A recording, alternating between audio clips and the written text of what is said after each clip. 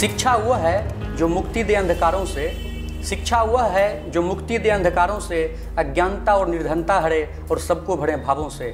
नमस्कार, केवी स्टूडियो में मैं सत्यजीत सोनू आपका हार्दिक स्वागत करता हूं, हार्दिक अभिनंदन करता हूं। और आज आप लोगों को एक ऐसे शिक्षिका से मिलवाने का कार्य कर रहा हूं जो कि एक सुदूरवर्ती गांव में अपनी शिक्षा की ज्योति को, अलख को वर्षों से जगा रही है। तो आइए हम लोग मिलते हैं निरुपमा जी से, जो कि मध्य विद्यालय भरौल में प्रभारी प्रधानाध्यापिका के पद पर कार्यरत हैं और साहित्य संगम में भी जुड़ी हुई हैं। केवी स्टूडियो में आपका हार्दिक स्वागत है, आपका हार्दिक अभिनंदन है। बहुत बहुत अभिनंदन आपका सत्यजीत जी।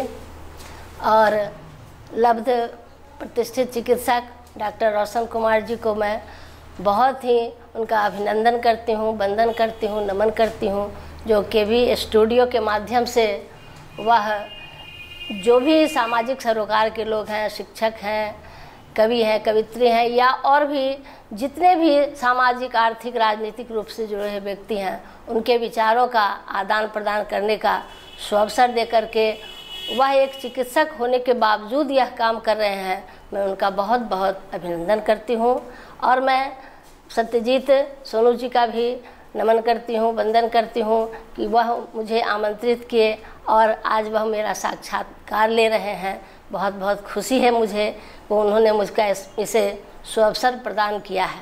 और मैं स्वागत करती हूँ उन सभी लोगों का जो इस कार्यक्रम को देखते हैं, सुनते हैं, वो जुड़े और इस विचार से, लोगों के विचार से, बेगूसराय के जिन जिन लोगों से वह संपर्क हो रहा है, उनके विचारों से अवगत होकर के वह भी लाभान्वित हो सकते हैं और अपने विचार को व्यक्त करने का उन्हें भी अवसर मिल सकता है। तो उन लोगों का भी मैं बहुत बहुत स्वागत करती हूँ इस स्टूडियो में। सबसे पहले आप अपने बारे में हमारे दर्शकों को बताएं। मैं कुमारी निरुपमा अभी वर्तमान में मध्य विद्यालय भरौल में पदस्थापित हूँ, प्रभारी प्रधानाध्यापक के पद पर। और 2010 ईस्वी में मैं इस जॉब में आई। इससे पहले 1996 ईस्वी में मैंने रुक्मिणी बालिका छात्रावास का स्थापना किया, जो कि एक गर्ल्स स्कूल जो स्वर्गीय दशरथ बाबू चलाते थे, जिनका मेरे जीवन में बहुत बहुत अहम योगदान है। वह वासुदेव बाबू से, स्वर्गीय वासुदेव बाबू से जुड़े हुए थे, उनके समधी भी रहे और दोनों एक साथ खम्हार स्कूल में शिक्षण का काम करते थे।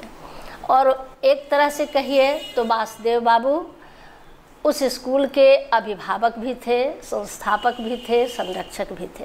तो ऐसे महान विभूतियों का वह विद्यालय जो था वो संगम था। और सबसे बड़ी बात यह है कि वह एक कन्या विद्यालय था जी। उस विद्यालय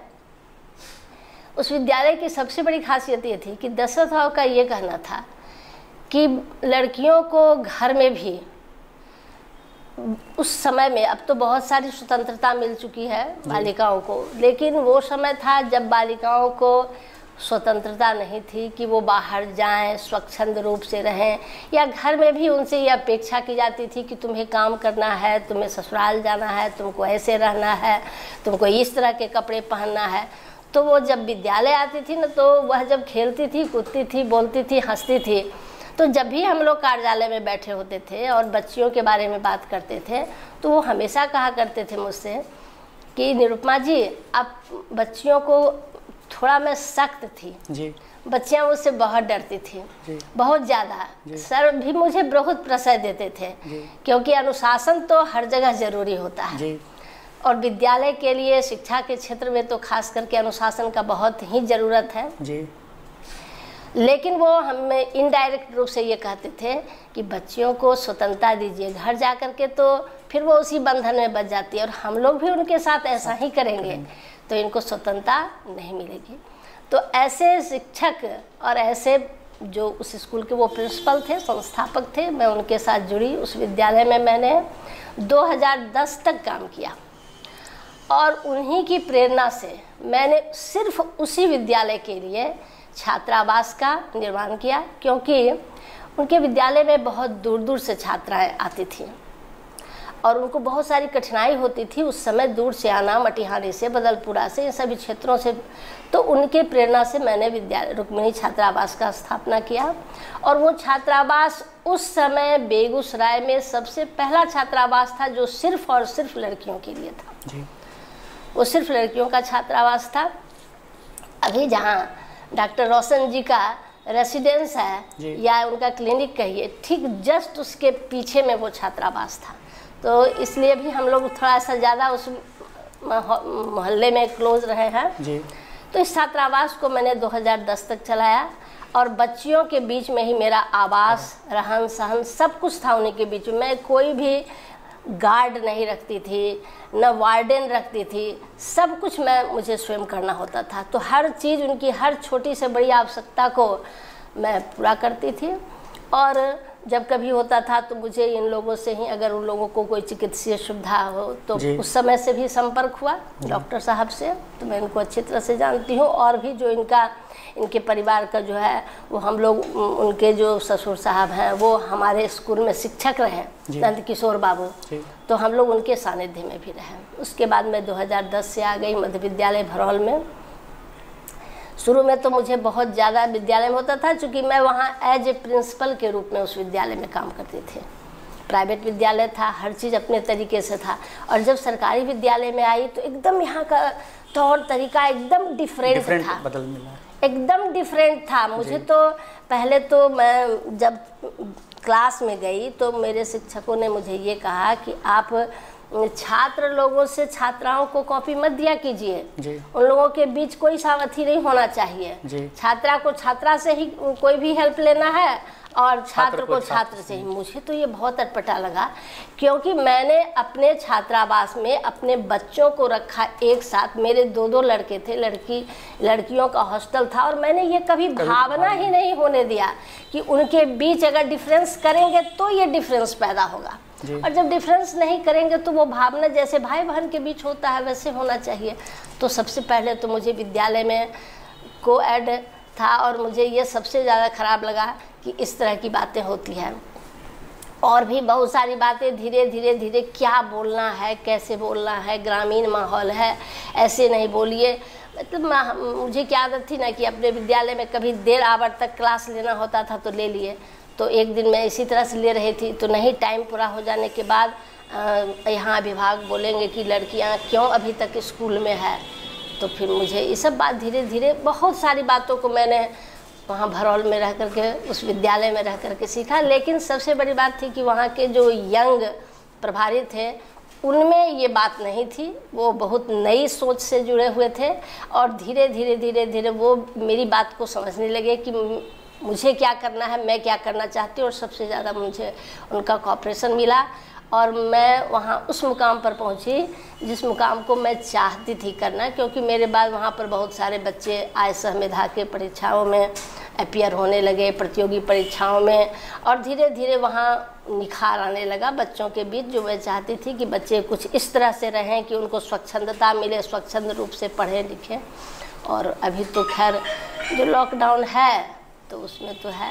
और 1996 से पहले मैं अपने पढ़ाई के काम में रही। मैंने एमए किया है, पीएचडी भी किया, लेकिन कतिपय पारिवारिक कारणों से मेरा थीसिस जमा होने के बावजूद भाईभा नहीं हो सका और मुझे डॉक्टरेट की डिग्री नहीं मिल सकी। ऐसा देखा गया है कि विभिन्न सरकारी स्कूल में 2 तरह से शिक्षण व्यवस्था चल रही है। बहुत सारे ऐसे बेगूसराय या बिहार के स्कूल हैं जो कि प्राइवेट स्कूल के तर्ज पर अपनी भौतिक संपदाओं का विकास कर रहे हैं। और मैंने आपका विद्यालय देखा है तो बहुत सारे ऐसे विद्यालय हैं जो शिक्षण व्यवस्था या अन्य बातों पर अपनी कार्यों को दे रहे हैं। तो मैं चाहता हूं कि आप उसके बारे में हम लोगों को बताएं। देखिए, जहाँ तक कि सरकारी विद्यालय में भौतिक संपदा की बात है, वो रुचि पे निर्भर करता है कि कोई जो है व्यवस्थापक उसमें कितना इंटरेस्ट लेते हैं। हर संसाधन आप घर में भी देखते होंगे कि जिनके यहाँ बहुत संसाधन है लेकिन वो उसका उपयोग नहीं कर रहे हैं जी। और जो लोग उपयोग करते हैं वही उनके लिए एक बहुत बड़ा संसाधन बन जाता है। चीज़ है पड़ा हुआ जी, हर चीज़ है, लेकिन वो नहीं जानते हैं कि ये संसाधन कैसे बनेगा। संसाधन तो बनाया जाता है। आप उसको अगर उपयोग में लाइएगा तो वो संसाधन बन जाएगा। तो विद्यालय में भी यही बात है, हर संसाधन वहाँ भी मौजूद है, लेकिन व्यवस्थापक जो है जहाँ इंटरेस्टेड होते हैं, जो दिलचस्पी रखते हैं, उसी को संसाधन में बदल करके अपनी विद्यालय को उस पराकाष्ठा तक ले जाते हैं जो वो चाहते हैं। और बहुत से ऐसे सरकारी विद्यालय हैं, उनके पास भी उतना ही बात है, उतनी ही सारी चीज़ें हैं, लेकिन वो चूँकि उसमें दिलचस्पी नहीं रखते हैं, तो दिलचस्पी नहीं रखते हैं तो वो उनके पास उपयोग में नहीं आ पाता है। वैसे मैं ये नहीं कहना चाहूँगी कि इन संसाधनों का कैसे उपयोग किया जाए, क्योंकि बहुत सारे नियम कानून हैं सरकार के बंधे हुए हैं कि आप इन संसाधनों का कितना मात्रा में विकास में खर्च कर सकते हैं। ये है, नियम से बंधे हुए हैं लोग, लेकिन फिर भी नियम से बंधने के बावजूद उसका बहुत तरीके से उसको कन्वर्ट कर सकते हैं उपयोग के लिए कन्वर्ट किया जा सकता है, बशर्ते आपके पास दिलचस्पी हो। तो मेरे विद्यालय में भी मैंने आपको बताया ना कि हमारे व्यवस्थापक जो थे वो बहुत नई सोच के थे, और वो यहाँ तक कि ये नहीं कहूँगी कि वो पूर्ण रूप से जो विद्यालय का संसाधन है उसी का प्रयोग किए। बहुत बार ऐसा भी होता था कि ग्रामीणों के सहयोग से उन्होंने किया। कुछ अपनी इच्छा है तो वो अपने घर से भी लगा के किए, और कुछ विद्यालय में तो है ही, उसका उपयोग करना है तो उसको कीजिएगा तो वो आपकी भौतिक संपदा बन जाएगी। और इस ढंग से उन्होंने इसका उपयोग किया। जैसे मान लीजिए एक छोटा सा उदाहरण लेते हैं कि आईएएस मेधा की तैयारी करना है, तो लोग कहेंगे कि बच्चों को पढ़ाना है, सिलेबस देखना है, कहाँ से इतना लाएंगे, क्या करेंगे, गार्जियन कोऑपरेट नहीं करते हैं। लेकिन जब हम लोग शुरू किए तो उन्होंने वैसे विद्यार्थियों को चुना पढ़ाने के लिए जो यहीं से निकले थे और मेधावी छात्र थे। उनको प्रेरित किया कि आप लोग आएँ और बच्चों को पढ़ाएं। यहाँ क्या ज़रूरत थी, कोई संसाधन की ज़रूरत नहीं थी, लेकिन संसाधन तो वो बच्चे हमारे थे जो यहाँ से निकले थे, वो तो हमारे रियल संसाधन थे। और उन्हीं के बदौलत हमारे यहाँ 2-3 साल ऐसा हुआ कि वही बच्चे आकर के यहाँ पढ़ाते थे और बच्चे यहाँ से निकले, आगे बढ़े। तो ऐसी ऐसी बहुत सारी बातें हैं कि बहुत चीज़ है। जैसे अगर वो चाहते थे क्या कि कोई फंक्शन कर रहे हैं, तो फंक्शन कर रहे हैं तो आप उसको सीमित तौर से भी कर सकते हैं, बृहद तौर से भी कर सकते हैं।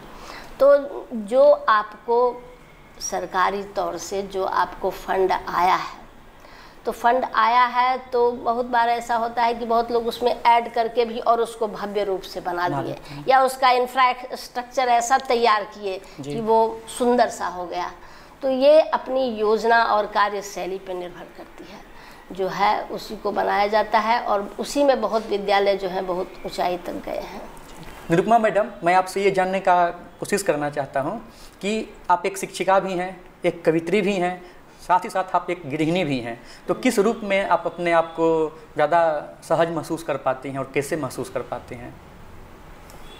मैं शिक्षिका हूँ, गृहिणी हूँ और कवित्री भी हूँ, लेकिन मैं सबसे ज़्यादा सहज महसूस करती हूँ शिक्षिका के रूप में, क्योंकि इसके प्रति मेरा समर्पण है जी। बच्चों के प्रति मेरा जो दायित्व है, कर्तव्य है, वो मेरे अंदर सबसे ज़्यादा जागरूक रहता है। और हमेशा मैं चूँकि उनके बारे में सोचती हूँ, इसलिए मैं एक शिक्षिका के रूप में सबसे ज़्यादा अपने आप को सहज महसूस करती हूँ। और दूसरे स्थान पर कि मैं गृहिणी भी हूँ। हर व्यक्ति को, हर नारी को अपने बच्चों से, अपने परिवार से बहुत प्रेम होता है, और वो बात मेरे अंदर भी है। तो जब मैं घर में रहती हूँ तो मेरा पूर्ण रूप से समर्पण अपने घर के प्रति होता है। तीसरी बात है कवित्री के रूप में। तो कवित्री के रूप में चूँकि मैं उस तरह की कवित्री नहीं हूँ जैसा आप सोचते होंगे। जो मैं समाज में देखती हूँ जी, जो मैं विद्यालय में देखती हूँ, जो मैं घर में देखती हूँ, बस उसी को मैं अपने शब्दों में व्यक्त करती हूँ जी। ऐसी कोई बात नहीं है कि मैं बहुत जो बड़े बड़े कवि हैं, साहित्यकार हैं, उनके किताबों में खोए रहना, उनकी बातों को उतना सारा वक्त नहीं मिलता है, क्योंकि मैंने आपको बताया कि मैं एक शिक्षिका हूँ और एक गृहिणी हूँ जी। तो कवित्री के रूप में मेरे लिए उतना समय नहीं है। मैं सिर्फ जो अपने चारों ओर के वातावरण में देखती हूँ उसको शब्दों में पिरोना, बस यही मेरा कवित्री के रूप में मेरा इतना ही दायित्व है। निरुपमा जी, मैं आपसे ये जानना चाहता हूँ कि जो आप शहर में विद्यालय आप चलाते थे, उसमें और जो आप गांव में अभी शिक्षिका हैं, उन दोनों के बच्चों में आप क्या अंतर देखते हैं या किस तरह का आप उनमें प्रवृत्ति देखते हैं? मैं जब यहाँ भारतीय माध्यमिक विद्यालय में पढ़ाती थी तो ये शहर का विद्यालय था, और चूँकि शहर में जो लोग होते हैं वो थोड़ा सा इस क्षेत्र के लिए या अपने बच्चों के पढ़ाई के प्रति ज़्यादा वो लोग सजग होते हैं। तो सजग होते हैं तो बच्चों में भी सजगता ज़्यादा होती है। वहाँ पे शिक्षकों को जो है ना बहुत कम वर्क करना पड़ता है, और जो भी वो वर्क करते हैं ना उसका जो प्रतिफल होता है वो बहुत जल्दी देखने को मिलता है। लेकिन मैं जब सरकारी विद्यालय में गई तो मैंने वहाँ देखा कि यहाँ पर शुरू में तो बहुत कठिनाई हो रही है। मैं जिस तरह से चाहती थी उसका कुछ भी प्रतिफल नहीं मिल रहा है, और साथ साथ जो बच्चे होते हैं ना, कुछ बच्चे तो ऐसे होते हैं जिनको आप समझा नहीं सकते हैं, वो ऐसे परिवेश से हैं, वो समझ नहीं पाते हैं। उनके परिवेश को बदलना, उनकी आदत को बदलना, उनके रहन सहन को बदलना, उनके बोलने के ढंग को बदलना, ये सारा चीज़ जो है ना वहाँ पे जो है वर्क शिक्षकों पर, वहाँ पर वर्क जो है शिक्षक पर निर्भर करता है। आप शहर में इस बात पर गौर करेंगे कि अभिभावक जो है वो बहुत सजग होते हैं, इसलिए वहाँ पर शिक्षकों का दायित्व जो है ना वो अपने उनका जो मैनर होता है उसको बहुत जल्दी बच्चे सीख लेते हैं। लेकिन सरकारी विद्यालयों में मैंने देखा कि वहाँ बच्चों को सिखाने में बहुत समय लगता है। लेकिन हाँ, जब अगर शिक्षक जागरूक हो जाते हैं और अब जब आपके अनुकूल 1-2 सेशन अगर निकल जाता है तो उसका प्रभाव फिर नीचे वाले सेशन पे बच्चों पे पड़ने लगता है, और तब आपका काम जो है वो आसान हो जाता है। क्योंकि मैं जब शुरू में विद्यालय में गई तो 2-3 साल तो मुझे कुछ ऐसा अनुभव हुआ कि मैं क्या करूं, नहीं करूं, कैसे पढ़ाऊं, इन लोगों को क्या करना है, कुछ समझ में नहीं आता था।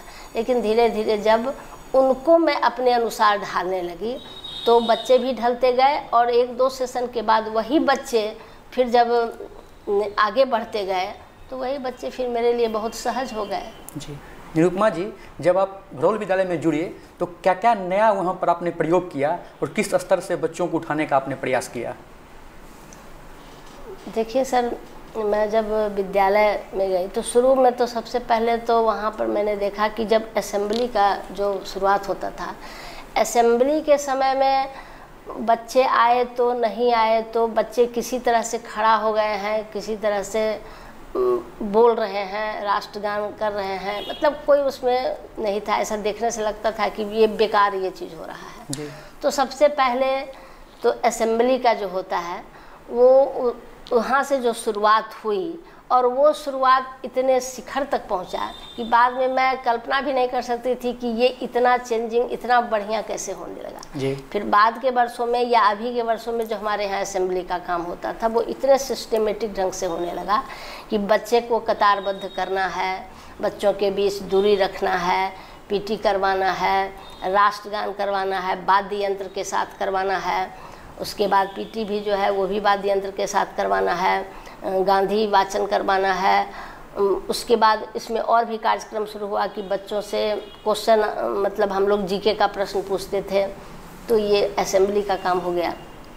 उसके बाद फिर वहाँ पर समय समय पर कवि गोष्ठी का भी आयोजन होते रहता था, कुछ वैसे लोगों का, जैसे कि अब कोई भी जैसे अटल जी का ही हुआ तो उनके स्मृति में हम लोग कर लिए, तो उसमें बच्चे को तैयार कर रहे हैं, बच्चे भी उसमें काव्य पाठ कर रहे हैं, तो बच्चों में एक तरह से कविता लिखने का भी एक प्रवृत्ति हुआ, साहित्यिक जागृति। हाँ, साहित्यिक जागृति आई। और हम लोगों को ना बाल अखबार भी तैयार करना था, समझे ना। लेकिन ये कुछ दिनों के बाद ये काम आगे नहीं बढ़ सका, लेकिन शुरू में इसकी शुरुआत हुई थी। बाल अखबार निकाला जाता था, उसका नाम भी था निहारिका, और उसमें भी बच्चे कहानी, कविता ये सब दिया करते थे। इसका तो बाल अखबार जो निकालने का काम था उसमें उस समय जो हमारे प्रभारी प्रधानाध्यापक संजीव कुमार मुन्ना जी थे वो भी उसको बहुत ज़्यादा वो प्रोत्साहित किया, और बच्चे भी उसमें अपनी कविता कहानी को लिख कर देते थे। लेकिन उसमें काम वर्क जो था ना वो बहुत ज़्यादा हो जाता था। उसका एक संपादन करना, बच्चों से कलेक्ट करना, बच्चों को मोटिवेट करना, उसके प्रति को निकालना, ये सारे काम भी होते रहे, लेकिन वितरण नहीं उसका हुआ। और वितरण नहीं होने के कारण उसमें जो इंटरेस्ट जो है ना वो घटता गया, लेकिन वो एक बहुत अच्छा प्रयास था। लेकिन पूरे साल में हमेशा वहाँ पे कुछ न कुछ कार्यक्रम आयोजन होता रहा। और सबसे बड़ी बात है कि विद्यालय में सरकार के द्वारा किताबें दी गई, किताब दिया गया, लेकिन उसका कैसे यूटिलाइज़ किया जाए ये काम नहीं हो रहा था। और आपके प्रयास से वहाँ के संकुल के अंतर्गत सभी विद्यालय में एक साथ एक दिन जो पुस्तकालय का वहाँ ओपनिंग किया गया वो बहुत ही भव्य रहा। पूरे ज़िले में क्या ये राज्य स्तर तक ये चर्चा का विषय बना।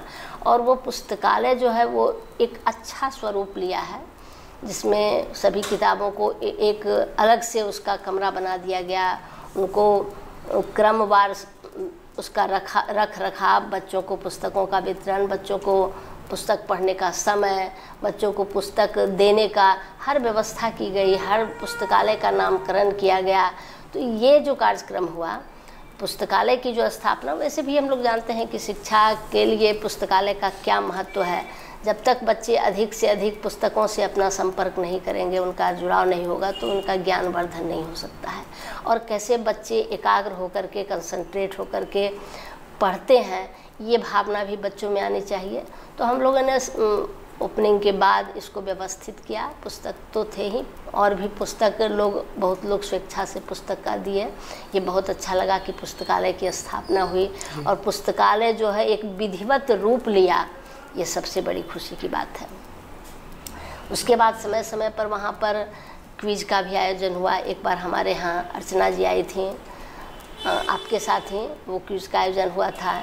एक बार विकास मिश्रा जी लोग के अध्ययन से आपने उतने अच्छे तरीके से, जिस तरह से कौन बनेगा करोड़पति के तर्ज पर जो आपने आयोजन किया था क्विज का, वो भी बहुत अच्छा रहा। बच्चे उससे बहुत प्रभावित थे और बच्चे बहुत खुश थे कि हम लोग उस तरह से आज हम लोग उस क्विज में भाग लिए हैं। ये बहुत अच्छी बात है कि इस तरह से बच्चों का मनोबल भी बढ़ा, खुशी भी हुई, एक नया परिवर्तन भी हुआ और वो इसमें अपना योगदान भी किए। तो मैंने देखा है कि उस विद्यालय में जो शिक्षक हैं वो भी इसमें बहुत कोऑपरेट करते हैं। कुछ शिक्षक ऐसे हैं जो बहुत अच्छे जानकार हैं और उनका कोऑपरेशन भी मिलता है, उनमें रचनात्मक प्रतिभाएं भी हैं। हमारे एक पीटी शिक्षक हैं, अमरेश बाबू हैं, तो उनकी स्मरण शक्ति ही बहुत है। तो इस तरह से, और आप लोग के सौजन्य से, आप तो सामाजिक कार्यक्रम में इतना जुड़े हुए हैं कि हमारे बच्चों को दिनकर काव्य पाठ में आपने पार्टिसिपेट करवाया। तो ये सब कार्यक्रम होते रहने से जो है ना, विद्यालय का जो है उत्तरोत्तर विकास होता गया और बच्चे चूँकि उसमें कहीं ना कहीं चयनित हुए तो उनका मनोबल भी बढ़ा। तो इस तरह से विद्यालय एक अच्छी ऊंचाई को प्राप्त। शिक्षकों का बच्चों से बहुत ही खास जुड़ाव रहता है और यह सब लोग जानते हैं। आपके साथ ऐसे किन बच्चों का ज़्यादा जुड़ाव है जिनको आप याद करते रहते हैं? बच्चों की तो इतनी मधुर स्मृतियाँ हैं कि मैं किन बच्चों को उसमें अलग करूं और किन को याद करूं। लेकिन हाँ, कुछ बच्चे तो ऐसे होते हैं जो ज़्यादा दिल को छूते हैं। तो सबसे पहले मैं भारतीय माध्यमिक विद्यालय की एक छात्रा की बात करती हूँ। वो यहीं आसपास में ही उसका घर है और उसको उस समय घर से बहुत कोऑपरेशन नहीं मिलता था, बहुत ज़्यादा नहीं। और पढ़ने की मतलब इतना ज़्यादा उसमें ब्लाइंड फेथ था कि किस पेज में क्या लिखा हुआ है, मैडम ने ये कहा है तो ये गलत नहीं हो सकता है, ये बात उसके अंदर थी। वो इतना ज़्यादा मतलब अध्ययन करती थी और इसी का परिणाम वो हुआ कि वो जाना चाहती थी मेडिकल लाइन में। तो एक दो अटेम्प्ट में उसके गार्जियन तो उतना एफर्ट नहीं कर सकते थे कि वो उसको पैसा देते कि तुम कोचिंग करो, लेकिन वो अपने स्वाध्याय के कारण वो आगे बढ़ना चाहती थी, लेकिन एक दो अटेम्प्ट में उसको नहीं हुआ। तो उसके गार्जियन बोले कि नहीं, अब मैं तुमको समय नहीं दूंगी, अब तुम, उसको बीएससी नर्सिंग में हो गया तो तुम उसमें चली जाओ। लेकिन वो नर्सिंग में एडमिशन लेने के बाद भी वह उस साल भी अपीयर हुई और वो मेडिकल कंप्लीट की और बिहार में वो चौथे स्थान पर रही जी। हाँ, तो उस छात्रा के प्रति मुझे इसलिए लगाव है कि जब उसका फॉर्म फिलअप हो रहा था तो उसके गार्जियन उस दिन हाथ खड़ा कर दिए थे कि मैं पैसा नहीं दे सकती हूँ। और जब अंतिम दिन था उस दिन, तो वह आई बोली क्या कि मम्मी बोली क्या कि आज पैसा नहीं है। तो मैंने कहा कि नहीं, तुमको फॉर्म भरना है और तुमको मैं पैसा देती हूँ। और मैं अभी भी उसको बहुत याद करती हूँ कि उस छात्रा ने अपने बदौलत या शिक्षकों के सहयोग से वो इस स्थान को प्राप्त किया है। जहाँ तक भरौल के विद्यालय की बात है, मध्य विद्यालय भरौल की, तो बहुत सारी ऐसी छात्राएं हैं। उसमें मैं एक छात्रा जिसका नाम है काजल, वो सबसे पहली छात्रा थी जो हमारे बाल संसद की प्रधानमंत्री बनी और उसका जो दायित्व का उसने निर्वहन किया, वैसे मतलब उनका उस तरह के बाल संसद के प्रधानमंत्री को मैंने आज तक नहीं देखा। बहुत कम ही बोलती थी, लेकिन उसकी बात को हर बच्चे फॉलो करते थे और उसने जो मिसाल कायम किया अपने बाल संसद के काल में, वो आज तक वहाँ बना हुआ है। अभी तक भी उसके उदाहरण को लोग देते हैं।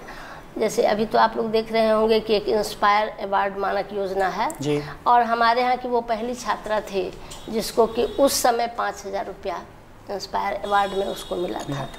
वो पहली छात्रा थी जो कि हमारे तरंग कार्यक्रम में वो क्विज के में जिला स्तर से चयनित होकर के राज्य स्तर पर तक गई जी। हाँ, वो राज्य स्तर तक गई थी। तो उस छात्रा को मैं याद करती हूँ कि कल परसों आपका शिक्षक दिवस हुआ, तो अभी तो वो यूपीएससी का तैयारी कर रही है। बहुत मेरिटोरियस, बहुत अध्ययनशील है। तो वो उसने मुझे उस दिन याद किया जी। हाँ, उसने याद किया तो बहुत खुशी होती है। बच्चे जब याद करते हैं, ऐसे तो शिक्षक दिवस के दिन वैसे वैसे बच्चे भी याद करते हैं जो मतलब अभी बहुत दूर चले गए हैं। मुझे पता नहीं चलता है कि ये बच्चे कहाँ से नंबर प्राप्त किए। वैसे तो अभी तो फेसबुक का समय है, तो बच्चों सोशल मीडिया के दौर में सब लोग सोशल मीडिया के कारण जुड़ ही जाते हैं और समय उनके पास भी नहीं है, वो लोग भी अध्ययन में जुड़े हुए हैं। तो मैं काजल को कभी नहीं भूल पाती हूँ। काजल की और काजल का भाई जो रहा वो भी हमारे यहाँ से कंप्रीहेंशन में चयनित होकर के वो भी राज्य स्तर तक आया। कुछ कहिए कि अभिभावक का भी योगदान होता है। उसके पापा सत्येंद्र बाबू जो हैं वो शिक्षक हैं और चूँकि शिक्षक होने के नाते वो समझते हैं कि बच्चों को किस तरह से अच्छी करना चाहिए। और देखिए कि अभी कोरोना काल में बच्चे से हम लोग नहीं मिल रहे हैं, तो बहुत ये बात खलता है हम लोग को।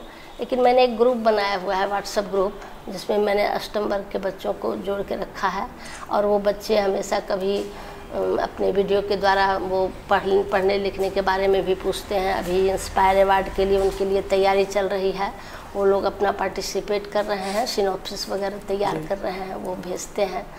तो और ये आपको हमारे विद्यालय में सुमन कुमार ईश्वरिक, जिसने वो भी बहुत मेरिटोरियस छात्र रहा और उसने आयकर मेधा में भी उसने सहयोग किया, विद्यालय के बच्चों को बहुत आगे तक बढ़ाया है जी। तो बच्चे और शिक्षकों का जो लगाव है ये यूं ही बना रहे।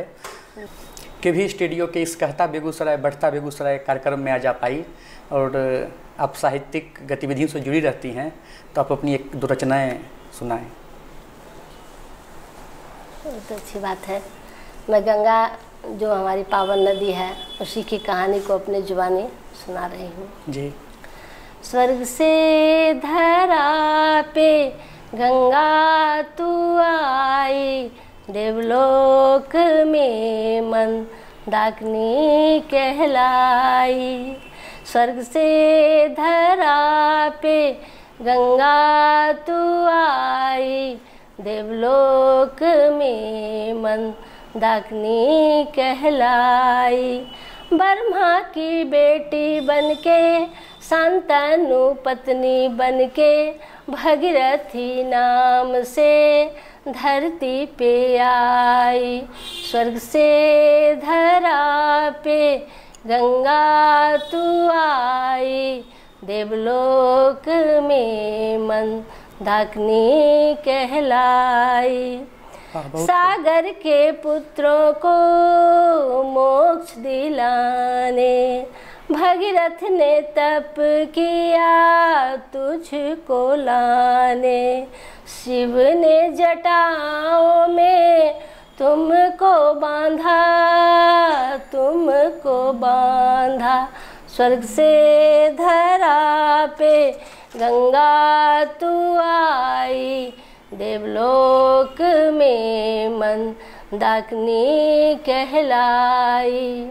सब कहते हैं तू पाप नासी, तेरा जल है अविनाशी, पावन हो गया देश हमारा, देश हमारा।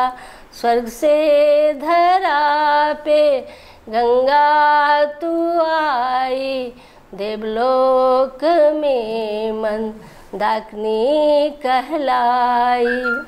गोमुख से निकली हरिद्वार आई, प्रयाग काशी पटना कोलकाता आई। मैली हो गई तेरी निर्मल काया, निर्मल काया। स्वर्ग से धरा पे गंगा तू आई, देवलोक में मंदाकिनी कहलाई। रख न सके हम मान तुम्हारा, जाहन भी तू मुझे छोड़ के न जाना। बनी रहे तेरी अविरल धारा, अविरल धारा। स्वर्ग से धरा पे गंगा तू आई, देवलोक में मंदाकिनी कहलाई। वाह बहुत खूब, वाह बहुत खूब। आपने तो गंगा को पृथ्वी से आने से लेकर के अभी की स्थिति को आपने प्रकट किया है। आप दिनकर जी पर भी एक रचना लिखे हैं, कृपया उसे भी इसके भी सितंबर महीना है और उनको अगर दिनकर याद का चर्चा नहीं हो तो ये बेमानी होगी। जी जी जरूर जरूर। परिवेश गुलामी शोषण का दौर, अशिक्षा और अंधविश्वास का त्राण दिलाने आए दिन कर जी यहाँ अपने संवेग धर्मी काव्य धारा से। मिली प्रेरणा कबीर संस्कार तुलसी का, छायावाद की कोमलता और संघर्ष का। युग की पीड़ा को झेला किया हुंकार, प्रणभंग से किया काव्य की शुरुआत। राष्ट्रीयता को गति मिली, हुंकार को सुयश, परंतु आत्मा बसी रही रसवंती में। राष्ट्रीयता को गति मिली, हुंकार को सुयश, परंतु आत्मा बसी रही रसवंती में। हुंकार ने दौड़ाया आग नस नस में, हिम्मत को बदल दिया तलवार में।